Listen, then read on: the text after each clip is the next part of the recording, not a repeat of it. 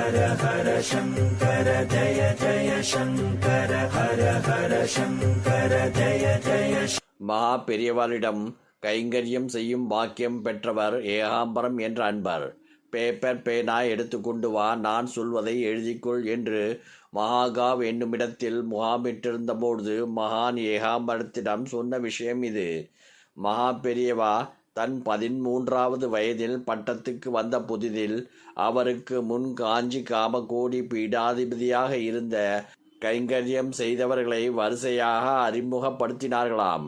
அந்த வரிசையில் ஒருவரை காண்பித்து, இவர்தான் முந்தைய குருவுக்கு மடிவஸ்திரம் தோய்த்து கொடுத்தவர் என்று பெரியவாளிடம் சொல்லிவிட்டு அவர் பக்கம் திரும்பி, இனிமேல் இவர்தான் நமக்கு பெரியவா, உன்னோட வஸ்திர கைங்கரியத்தை தொடர்ந்து பண்ணு என்று சொன்னார். ஆனால் அந்த அன்பரிடமிருந்து பதில் வேறு விதமாக இருந்தது. நான் முந்திய பெரியவாளுக்கு கைங்கரியம் செய்த கைகளால் வேறு எவருக்கும் செய்ய இயலாது என்றார். அது தவிர இன்னொன்றையும் மகான் எழுதி கொள்ளச் சொன்னார். கலவையில் மகானின் முகாம்.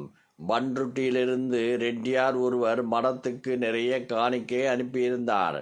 அத்துடன் தன் வணக்கத்தையும் பெரியவாளுக்கு சொல்லி இருந்தார். அவர் ஏன் நேரில் வரவில்லை என்று மகான் கேட்டார்.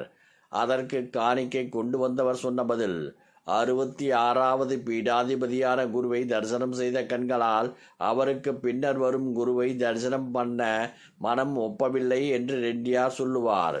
இந்த இருவரின் குரு பக்தியையும் மெச்சி இது எல்லோருக்கும் தெரிய வேண்டும் என்று தான் ஏகாம்பரத்திடம் சொல்லி எழுத வைத்தார்.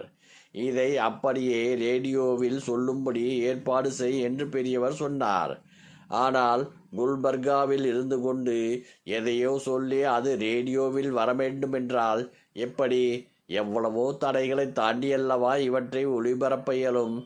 ஏகாம்பரம் அது முடியாத காரியம் என்று பெரியவாளுக்கு நிலைமையை விளக்கினார். சரி, அதனால் என்ன, பத்திரிகையிலாவது வரட்டுமே, அதற்கான ஏற்பாட்டை செய்யேன் என்றார். சரி என்று ஏகாம்பரம் ஓய்வெடுக்க போய்விட்டார். சற்று நேரத்திற்குள் ஏகாம்பரத்துக்கு அழைப்பு வந்தது. மகா பெரியவாளை பார்க்க ஒரு குழு வந்திருந்தது. அவர்களுக்காகத்தான் ஏகாம்பரத்தை வரவழைத்திருந்தார் மகா பெரியவா. நான் காலையில் சொன்ன குரு பக்தியை ஒளிபரப்ப முடியுமா என்று இவாளிடம் கேட்டுப்பாரேன் பெரியவா. குழுவில் இருப்பவர்கள் யாரென்று தெரிந்த ஏகாம்பரம் வியப்பினால் ஸ்தம்பித்து போய்விட்டார். அவர்கள் அனைவரும் அகில இந்திய வானொலியின் ஸ்டேஷன் டைரக்டர்கள். ஒரு ட்ரெயினிங்குக்காக வந்தவர்கள். மகான் இங்கு இருப்பதால் தரிசிக்க வந்திருக்கிறார்கள். மகானின் எண்ணப்படி குரு பக்தியின் சிறந்த இருவரை பற்றியும் எடுத்து சொல்லி அதை ஒளிபரப்ப முடியுமா என்று அவர்களிடம் கேட்டார் ஏகாம்பரம். இது எங்களுக்கு கிடைத்த மாபெரும் பாக்கியம். உடனே ஏற்பாடு செய்கிறோம்.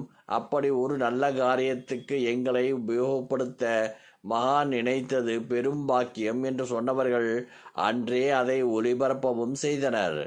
பிரம்ம ஞானிகள் நினைத்தது நடக்கும் என்பதற்கு இதைவிட வேறு உதாரணம் தேவையா?